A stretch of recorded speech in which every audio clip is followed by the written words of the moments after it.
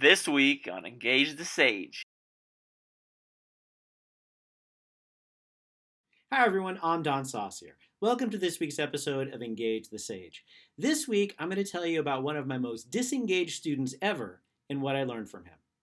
If you've heard me tell this story before, this is the Bumblebee story. The Bumblebee was a student in a statistics course I was teaching at the sophomore level at the University of Kentucky way back when. The reason I refer to the student in the story as the Bumblebee is my most vivid memory of this student. He was dressed as a bumblebee. The bumblebee came to make up in an exam that he had missed in my statistics course on November 1st, a long time ago. And the reason that I know it was November 1st is he was still wearing his bumblebee costume from Halloween the night before.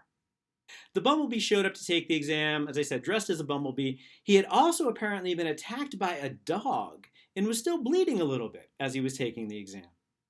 Now, as you might suspect, the exam did not go that well for the bumblebee. He did not get the grade he was hoping for, so he made a meeting to talk about his grade with me. When the bumblebee came to meet with me, and at this point he's no longer dressed as a bumblebee, he came and he sat in my office and he externalized his performance. He told me the exam questions were unfair, they were surprising, and I had not prepared him to take the exam well enough. So as we are chatting and he's telling me this information, we're kind of going through and I'm discussing the questions with him and I'm making my case that I didn't think the questions were surprising and I didn't think they were unfair based on the content that we had covered together. Now, as we're having this conversation, the bumblebee is holding firm that it is my fault, not his, that he did poorly on this exam. So as we're unpacking his performance, one of the comments that he made to me was that in my class, he actually finds it more interesting to stare at the tree outside my class window than to listen to me talk.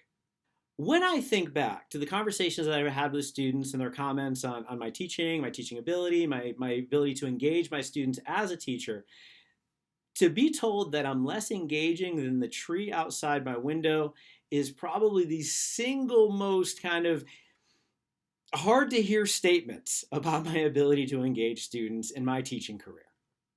As I'm still recovering from this statement, the bumblebee is still talking, and he's telling me other things that may have affected his exam performance. He's talking about he and his girlfriend have an attractive female friend, and that female friend had maybe indicated that she might be willing to get together with the two of them. And he actually took a moment to close his eyes and think about that experience. So I'm sitting there in disbelief as the bumblebee is telling me these kinds of things. And again, he's still talking. He's telling me more things that may have impacted his performance. Again, kind of talking about the unfairness of the questions, talking about my ability to not teach well, and even then indicated kind of as a last explanation for why he might not have done well in the exam that, well, he was still drunk when he took the exam, and that may have somehow impacted his performance. So as I'm sitting there reeling from the revelations that the bumblebee is giving me about his evaluation of my teaching, as well as the situational factors that may have impacted his exam performance, I kind of had an out-of-body experience in thinking about what I could learn from the bumblebee about my teaching. I will note before I share those lessons with you that the last thing the bumblebee said to me before he left my office was that he wanted to know if there are any research slots available in my undergraduate lab. One of the things that the bumblebee taught me is that I need to recognize that not every student will get it in my class. I will not be able to reach and engage every single student in the classes that I teach. Not every student is going to buy in and invest in my classes the way I might like them to. But that doesn't mean I won't try. It's easy to dismiss these kinds of comments that we sometimes get from students as being something that isn't real, as being something that is not real feedback in our teaching, and something we don't have to take into account when we're deciding how to refine and revise our teaching practices. And to be honest, it's kind of appealing to dismiss comments like this. What I try to do, though, is to use comments like this as both informational and inspirational for me as a teacher. I try to find the information in there that helps inspire me to be a better teacher. My goal as a teacher is to engage and successfully teach and to support the success of every single one of my students. What I tried to do for the rest of that semester is I tried to engage and teach the Bumblebee. I wanted to be more engaging than the tree outside my classroom window. I use the Bumblebee's feedback as a challenge. I use this to inspire me to bring my best every single class to engage my students in the content we were teaching and learning together. I really don't know if I was successful. The Bumblebee didn't give me further feedback, but I feel better and I feel proud of the effort that I put out every single class, inspired by the Bumblebee's disengagement. I think if we strive to engage our most disengaged students, then we will probably do a good job of engaging the vast majority of our students in our teaching and in supporting their learning.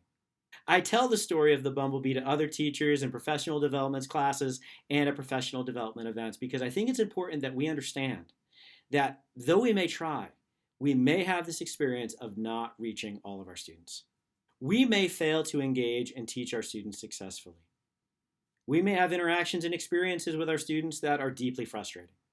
In essence, we may fail to engage.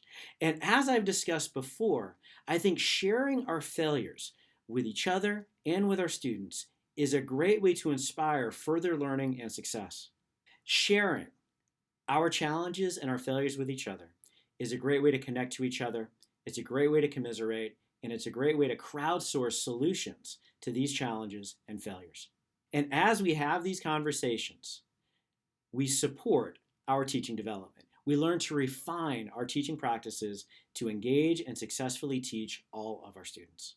I also sometimes tell the story of the Bumblebee to my undergraduate students and give them the advice to not be the Bumblebee. I hope you enjoyed my story about the Bumblebee, and I hope you recognize that sometimes we can get information and inspiration from some unlikely places. In the comments below, I would love to hear your examples of where you got information and inspiration to help you become a better teacher from some unlikely places as well. We hope you enjoyed this week's episode of Engage the Sage. Please like, subscribe, sign up for notifications, share us on social media, and we'll see you next time on Engage the Sage.